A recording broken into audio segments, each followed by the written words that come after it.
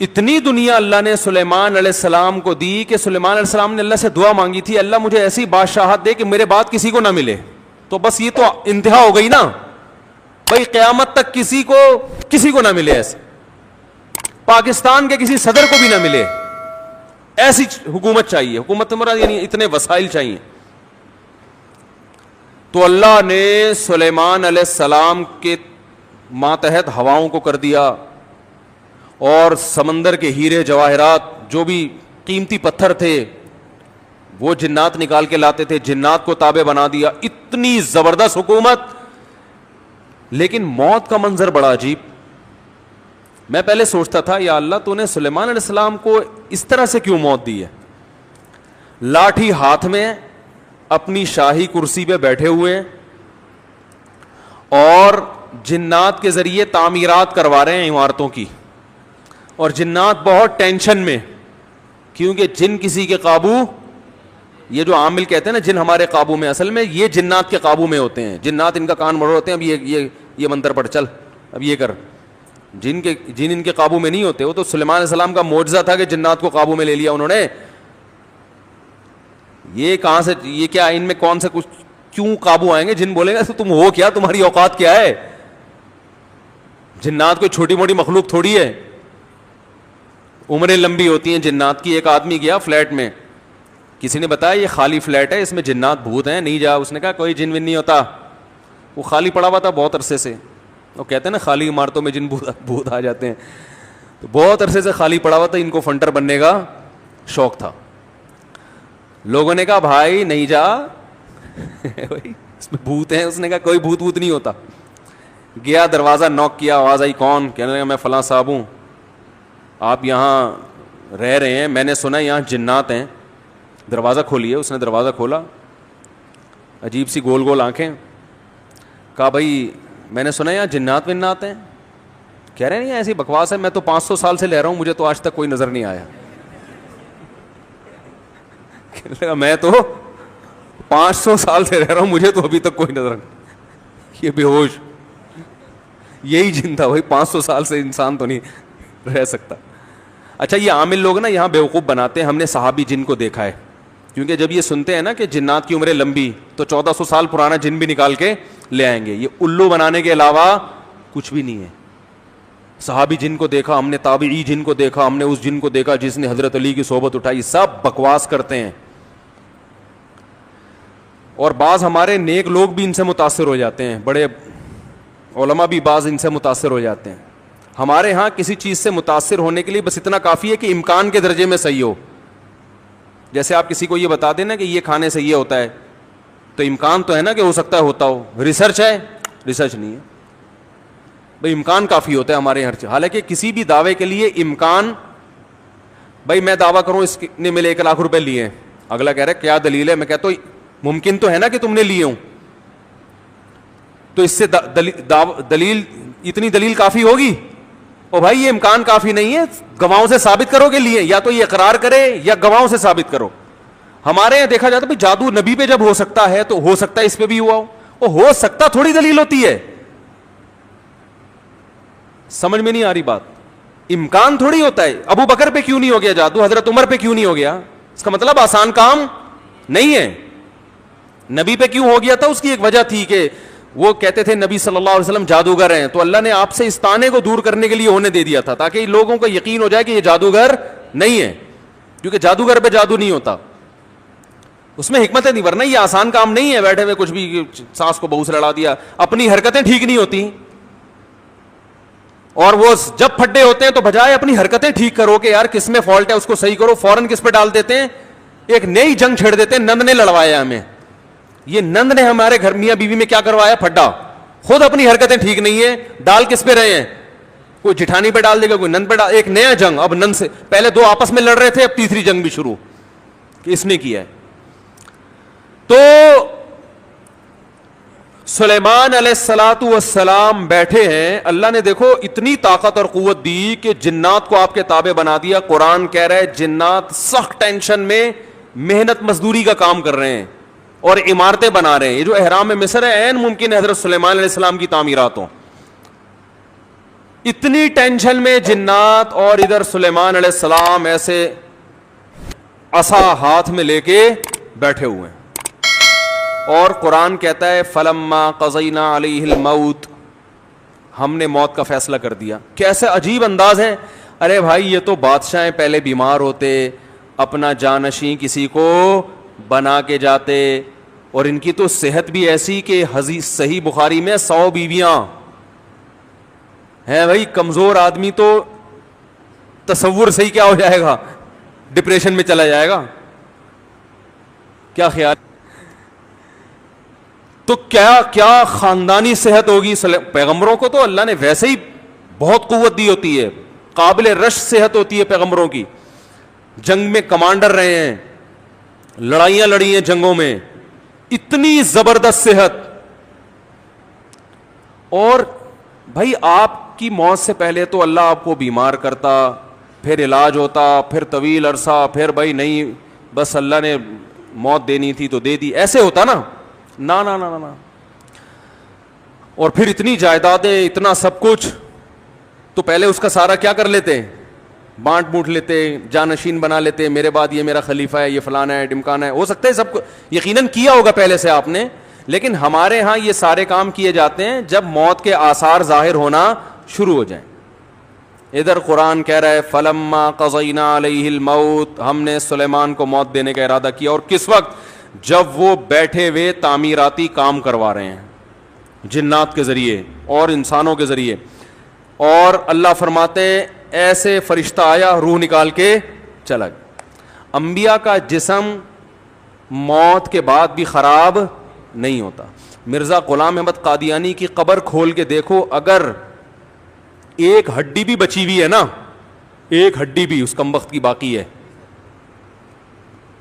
تو جو سزا دینا چاہو آپ دے سکتے ہو.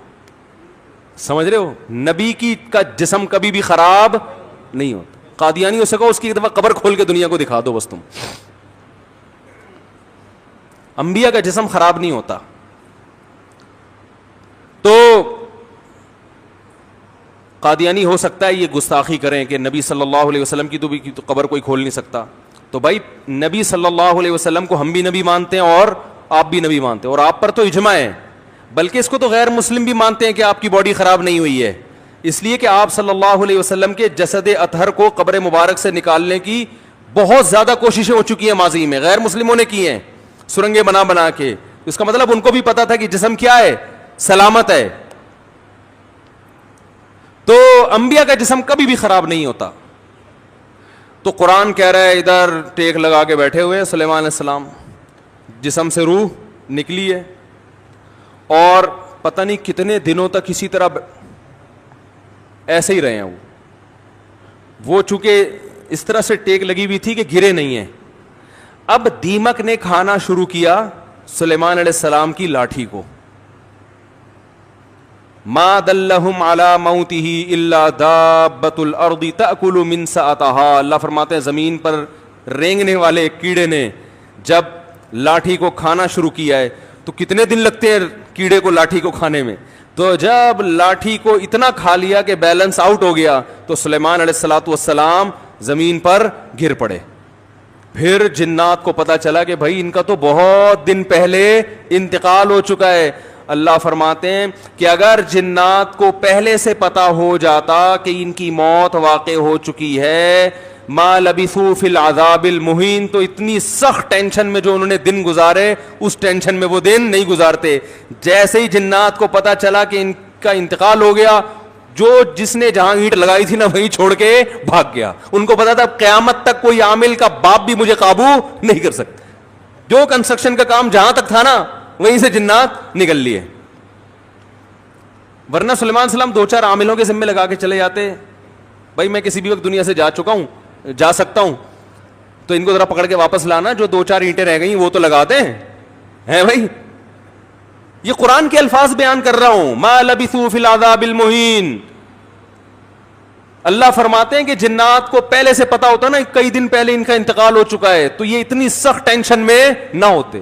وہ تو یہی دیکھ رہے ہیں ہماری نگرانی کر رہے ہیں ایسے، کیونکہ چہرہ بھی بالکل اسی طرح، چہرے پہ رونق اسی طرح جیسے زندگی کے آثار ہوتے ہیں، بالکل وہی کنڈیشن. سوال پیدا ہوتا ہے, دیکھو اللہ کے ہر کام میں حکمت ہوتی ہے کہ نہیں ہوتی؟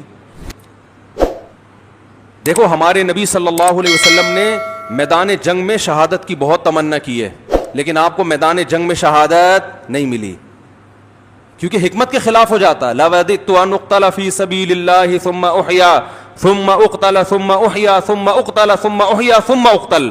آپ صلی اللہ علیہ وسلم نے فرمایا میری یہ خواہش ہے, میری یہ چاہت ہے. لَوَدِدتُّ کا معنی ہوتا ہے بہت زیادہ چاہت, لَأَحْبَبْتُ نہیں فرمایا, لَوَدِدتُّ. مودت محبت سے اوپر کا درجہ ہے. میری بے پناہ خواہش ہے کہ میں اللہ کے راستے میں اقتلو, قتل کر دیا جاؤں, پھر زندہ کیا جاؤں, پھر اللہ مجھے میدان جنگ میں جانے کا موقع دے, پھر قتل کیا جاؤں, پھر زندہ کیا جاؤں, پھر قتل کیا جاؤں, پھر زندہ کیا جاؤں, پھر قتل کیا جاؤں. یعنی یہ شہادت اتنی پیاری چیز ہے کہ مجھے ایک دفعہ نہیں چاہیے, کم سے کم 4 دفعہ چاہیے. یہ کتنی تمنا نبی صلی اللہ علیہ وسلم کی. ظاہر ہے آپ خود دیکھو, جو اللہ کے لیے جان دے رہا ہو اور وہ ربی غیرت والا ہو تو وہ چھوڑ دے گا ایسے ہی؟ جان دینے سے بڑھ کر دنیا میں کوئی قربانی نہیں ہے. لوگ دعویٰ کرتے ہیں نا محبوب کے لیے کہ میں تمہارے لیے جان دے سکتا ہوں, یہ سب سے بڑا دعویٰ ہوتا ہے. دے نہیں سکتا وہ. محبوبہ کے چہرے پہ تھوڑی سی جھریاں آنے دو, پھر دیکھو کیا, پھر یہ جو 500 روپے بیلنس کے لیے دے رہا ہے یہ بھی نہیں دے گا. لیکن جو اللہ کے لیے جان دے گا میرے بھائی, تو اللہ تو جواد اور کریم بھی ہے, وہ تو تھوڑے پہ بہت نوازتا ہے. تو اللہ کے نبی نے فرمایا ایک دفعہ شہادت نہیں چاہیے, اتنی قیمتی چیز ایک دفعہ. اور نبی صلی اللہ علیہ وسلم نے فرمایا دیکھو, اس لیے میں کہتا ہوں جو بارڈر پہ ہمارے فوجی لڑ رہے ہیں نا, ان کی قدر کیا کرو. یہ ہماری زندگیوں کے محافظ ہیں. جو ہمارے ملک کے محافظ ہیں وہ ہمارے ایمان کے اور ہمارے دین کے محافظ ہیں یا نہیں ہیں؟ تو کافر تو کھا کے ختم کر دے ہمیں 2 منٹ کے اندر. جو شہادت دینے والا ہے اس کو ہلکا مت سمجھو. جو بھی جہاں بھی اللہ کے لیے لڑ رہا ہے, مسلمانوں کا دفاع کر رہا ہے, اللہ کے ہاں اس کا مقام ہلکا نہیں ہے, بہت بڑا مقام ہے. ہم تو باتیں کر رہے ہیں, جو پریکٹیکلی لڑ کہیں بھی ہو دنیا میں, جو بھی اللہ کے لیے لڑ رہا ہے, تو اللہ کی نظر میں اس کا مقام کم نہیں ہے, بہت بڑا مقام ہے. تو نبی صلی اللہ علیہ وسلم نے فرمایا قیامت کے دن شہید کو لایا جائے گا, اسے جنت کی نعمتیں دی جائیں گی. اللہ اس سے پوچھیں گے بچا تجھے کچھ اور چاہیے؟ وہ کہے گا اللہ تو نے ساری نعمتیں مجھے دے دیں, جنت میں حوریں مل گئیں, شہد کی نہریں مل گئیں, دودھ کی نہریں مل گئیں, اور کیا چاہیے؟ الم تبیض وجوہنا, تو نے ہمارے چہروں کو کیا کر دیا؟ سفید. اللہ کہے گا پھر بھی؟ تو کہے گا ایک تمنا ہے اگر تو دے سکتا ہے. یعنی دے سکتا کا مطلب تیرے قانون کا حصہ ہے کہ تو وہ دے گا لوگوں کو. وہ تمنا یہ ہے کہ اللہ دنیا میں دوبارہ بھیج, دوبارہ تیری راہ میں لڑوں اور دوبارہ قتل کیا جائے مجھے, کیونکہ جو تیری راہ میں مرنے کی لذت تھی وہ لذت جنت میں حاصل نہیں ہو رہی. وہ ایک الگ ہی چیز ہے نا. یہ احساس انسان کو بڑا کر دیتا ہے کہ میں کس کے لیے جان دے رہا ہوں؟ اللہ کے لیے. تو وہ مزہ نہیں ہے. یہ جسمانی لذتیں ہیں جو جنت میں آ رہی ہیں, وہ لذت تھی روحانی, وہ لذت نہیں ہے. تو 4 دفعہ نبی صلی اللہ علیہ وسلم نے شہادت کی تمنا کی ہے کہ بار بار یہ عمل ہو. اور آخر ختم کس پر کیا؟ ثم اقتل. ہم ہوتے ہم کہتے ہیں اللہ میرا دل چاہتا ہے میں تیری راستے میں قتل کیے جاؤں, پھر شہید کیے جاؤں, پھر قتل کیے جاؤں, قتل کیے جاؤں, پھر زندہ کیے جاؤں, پھر قتل کیے جاؤں, پھر زندہ کیے جاؤں, پھر قتل کیے جاؤں, پھر زندہ کیے جاؤں, پھر قتل کیے جاؤں, پھر زندہ کر کے چھوڑ دیا جاؤں. اینڈ کہاں ہوتا ہمارا بھائی؟ ہے بھائی کہ پھر 4 دفعہ شہادت کا ثواب حاصل کر کے پھر اپنی لائف کو میں کیا کروں گا بھائی؟ انجوائے کروں گا. نا نا نا نا. نبی نے ختم کہاں کیا؟ بولو بھائی, قتل پہ. اینڈ کیا ہونا چاہیے؟ تیری راہ میں قتل, تیری راہ میں قتل, انجام یہاں ہونا چاہیے. اس کے باوجود آپ صلی اللہ علیہ وسلم کو میدان جنگ میں شہادت نہیں ملی. آپ کی موت شہادت سے ہی ہوئی ہے, اس لیے کہ وہ یہودی نے زہر پلایا تھا تو اس کے آثار تھے کہ آخر وقت میں آپ پر بخار آیا. لیکن جو میدان جنگ کی شہادت ہوتی ہے نا, جس کی نبی تمنا کر رہے ہیں, وہ والی شہادت نہیں ملی. کیوں؟ حکمت تھی. کہ اگر آپ کی میدان جنگ میں شہادت ہوتی تو غیر مسلم کافر یہ کہتے کہ آپ اپنے مشن کو مکمل کیے بغیر دنیا سے چلے گئے. تو آپ آخری نبی ہیں. آخری نبی جب تک اپنے مشن کو مکمل نہیں کر لیں گے تو اس وقت تک آپ پر موت واقع نہیں ہو سکتی. اور یہ طبعی موت میں ہو سکتا ہے, کیونکہ جب طبعی طور پر انسان کی موت واقع ہوتی ہے اس کو وصیت کا موقع ملتا ہے, اسے سب جو ہے نا سارے کام کرنے کا سمیٹنے کا موقع ملتا ہے. تو وہ تو نبی اگر میدان جنگ میں شہید ہوتے تو بھی سارے کام پہلے کمپلیٹ کر لیتے, لیکن ایک شک ہو سکتا تھا غیر مسلموں کو, تو اللہ نے وہ شک کے راستے بھی کیا کر دیے, ختم. کہ آپ کو کئی دن بیمار کیا گیا, جو جو وصیتیں آپ نے کرنی تھی کر لی, اور ہمیں اطمینان ہو گیا کہ اب جو کام رسول اللہ صلی اللہ علیہ وسلم نے کرنا تھا, جو وصیتیں کرنی تھی کہ میرے بعد میرا جانشین کون ہوگا, اور وہ ساری فائلیں آپ صلی اللہ علیہ وسلم کمپلیٹ کر کے گئے ہیں, سارے کام مکمل کر کے گئے ہیں. نماز میں آخری دنوں میں جب آپ بیمار ہوئے تو آپ نے حکم دیا کہ ابو بکر کو کہو وہ نماز پڑھائیں. اس میں اشارہ تھا کہ میرے بعد جانشین کون ہے. دیکھو سفر میں آپ صلی اللہ علیہ وسلم قضائے حاجت کے لیے گئے, جماعت کا وقت ہو گیا تو دوسرے صحابی نے نماز پڑھا دی. ایسا ہوا ہے؟ ابی ابن کعب رضی اللہ تعالیٰ نے نماز پڑھائی, لیکن یہ نماز یہ اپنا مسلح حوالے کرنے والی نماز نہیں تھی. یہ تو کوئی بھی امام کی جگہ کھڑا ہو سکتا ہے نا, امام کو کوئی عذر ہے. سفر میں ایسا ہے, آپ صلی اللہ علیہ وسلم سفر میں قضائے حاجت کے لیے تشریف لے گئے, پیچھے نماز کا ٹائم تھا تو حضرت ابی ابن کعب نے نماز پڑھائی, اور جب نبی تشریف لائے تو انہی کی اقتدا میں آپ نے نماز بھی پڑھی. مگر اس سے یہ ثابت نہیں ہوتا کہ آپ کے بعد آپ کے جانشین کون ہیں, یہ صحابی ہیں. نا. لیکن جب مرض موت میں مستقل امام بنانے کی ضرورت ہے کہ اب آپ بیمار ہو گئے ہیں, تو صحابیات کہہ رہی ہیں, نبی نے فرمایا مرو ابا بکر فلیصلی بالناس, ابو بکر سے کہو کہ لوگوں کو نماز پڑھائیں. صحابیات نے کہا, امی عائشہ نے کہا یا رسول اللہ میرے والد ابو بکر کمزور دل کے نرم دل کے ہیں, وہ آپ کے مصلی پہ آپ کو غیر موجود دیکھ کر برداشت نہیں, عمر سے کہہ دیں وہ پڑھا دیں, وہ کیا ہے مضبوط, وہ پڑھا دیں گے. ایسے موقع پہ آپ صلی اللہ علیہ وسلم یہ کہہ سکتے تھے کہ بھئی سفر میں کسی نے بھی پڑھا دی تو اس میں بحث کرنے کی کیا ضرورت ہے, میری طبیعت خراب ہے کوئی بھی آ جائے ہے بھائی, کسی کو بھی کہو نماز پڑھا دے. نا. آپ کو پتا تھا آج جس کو مصلی پہ کھڑا کر دیا تو قیامت تک کے لیے اسٹیمپ لگ جائے گی کہ نبی کا جانشین کون ہے. بولو بھائی یہ ہیں. تو آپ صلی اللہ علیہ وسلم فرمایا نا ابو بکر سے کہو. پھر امی عائشہ نے فرمایا, حالانکہ امی عائشہ کو تو خوش ہونا چاہیے نا, ان کے تو والد ہیں, لیکن وہ دیکھ رہی ہے کہ رقیق القلب ہیں, اور اللہ کے نبی ابو بکر کے علاوہ کسی اور کو قبول, بولو بھائی نا. تو یہ اتنا جو موقع ملا, آپ نے فرمایا پھر سب ازواج کو ڈانٹ لگائی آپ صلی اللہ علیہ وسلم نے کہ تم ایسے ہی مجھ سے جھگڑا کر رہی ہو جیسے یوسف علیہ السلام کے دربار میں جو عورتیں جھگڑ رہی تھیں. تو پھر آرڈر دیا کہ نہ ابو بکر کے علاوہ کوئی بھی نہیں. تو اگر آپ میدان جنگ میں شہید ہو جاتے اچانک تو یہ ساری حکمتیں کیا ہو جاتی, فوت ہو جاتی.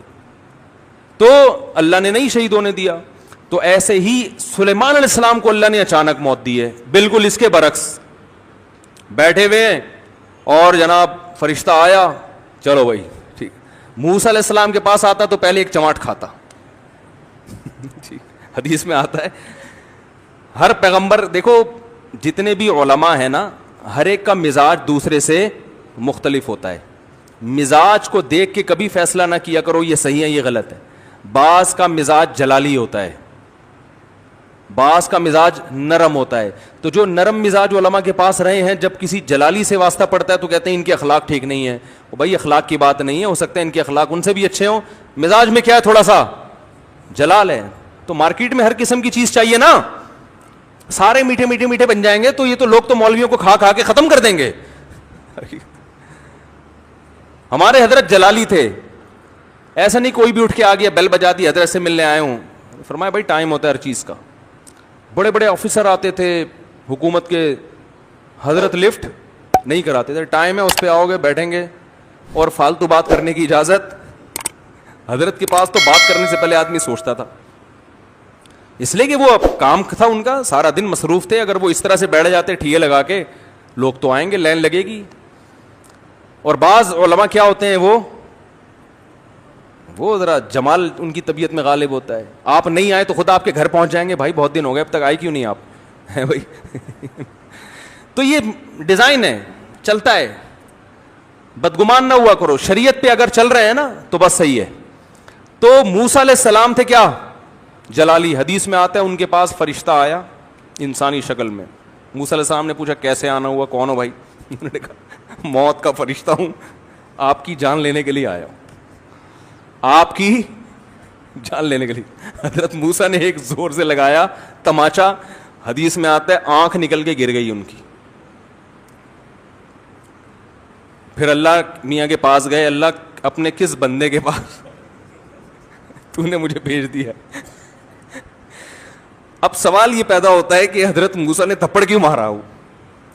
اب اس کی تو ظاہر ہے پیغمبر کوئی غلط کام تو کرتے نہیں ہیں, تو بہت ساری لاجک میرے ذہن میں یہ آتا ہے کہ ان کو یہ فرشتے کا اسٹائل پسند نہیں آیا. شاید یہی وجہ ہو سکتی ہے.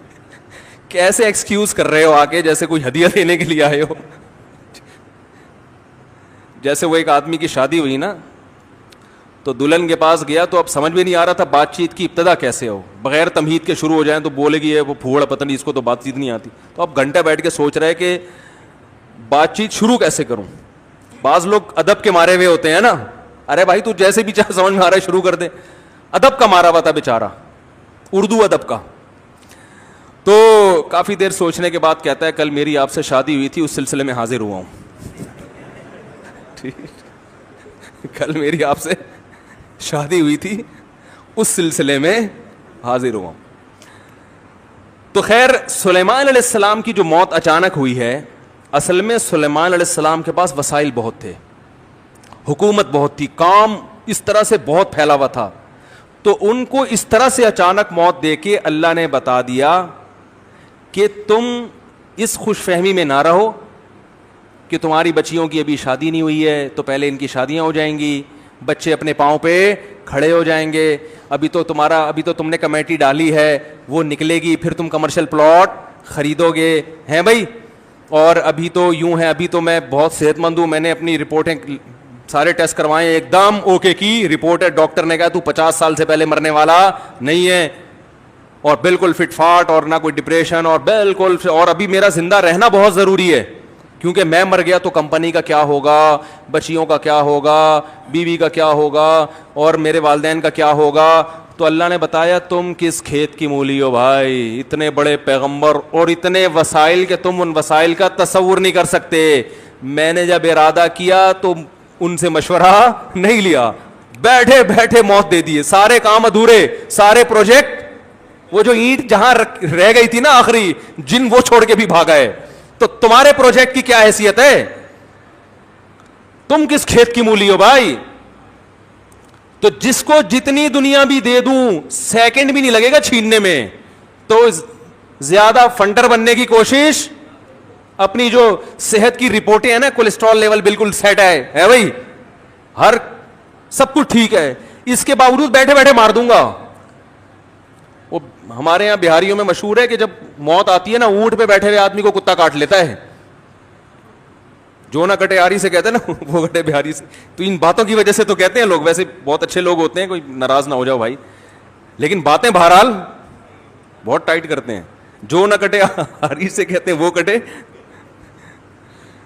تو اونٹ پہ بیٹھے ہوئے آدمی کو کیا کاٹ لیتا ہے. ہمارے بہاری دوست تھے, ابھی بھی ہیں, تھے کیا, بیان بھی سنتے ہوں گے انشاءاللہ. وہ ایک کہتے تھے مفتی صاحب جب شامت آتی ہے تو اونٹ پہ بیٹھے ہوئے آدمی کو, میں نے کہا یار باتیں تمہاری بڑی ٹائٹ ہیں یار, اونٹ پہ بیٹھے ہوئے آدمی کو کیا کاٹ لیتا ہے, کتا. تو ہم اور آپ کس کھیت کی مولی ہیں بھائی. ہمارے ایک دوست تھے, بڑے مالدار بھی تھے, اور مدرسے میں ہمارے ساتھ پڑھا کرتے تھے, اکلوتے بیٹے تھے والدین کے. والدین نے ان کو عالم بنانے کے لیے سارے وسائل لگا دیے. جب عالم بن کے فارغ ہوئے, ایکسیڈنٹ میں ان کی موت واقع ہو گئی. اب یہی لوگ مجھ سے پوچھ رہے تھے یار ان کے تو والدین کا سارا محنت ضائع ہو گئی. میں نے کہا ضائع تو نہیں ہوئی, آخرت میں ذخیرہ. لیکن کام تو نہیں ہو سکا نا جو والدین چاہتے تھے. میں نے کہا بھائی اللہ کہہ رہے ہیں ان کی موت میں کیا حکمت ہے؟ میں نے کہا ان کی موت میں یہ حکمت ہے, اللہ نے بتا دیا میں کسی کو کسی بھی وقت مار سکتا, کوئی بھی کسی بھی ٹائم پہ دنیا میں جا سکتا ہے, چاہے ملک کا بیڑا غرق ہو جائے, گھر کا بیڑا غرق ہو جائے, یا سارے کاروبار کا بیڑا غرق ہو جائے, تعلیم ادھوری رہ جائے, کچھ بھی ہو جائے, سارے پروجیکٹ کی ایسی کی تیسی ہو جائے. اس لیے اللہ کو اپنے حساب سے مت چلاؤ, اپنے آپ کو اللہ کے حساب سے چلانا شروع کر دو.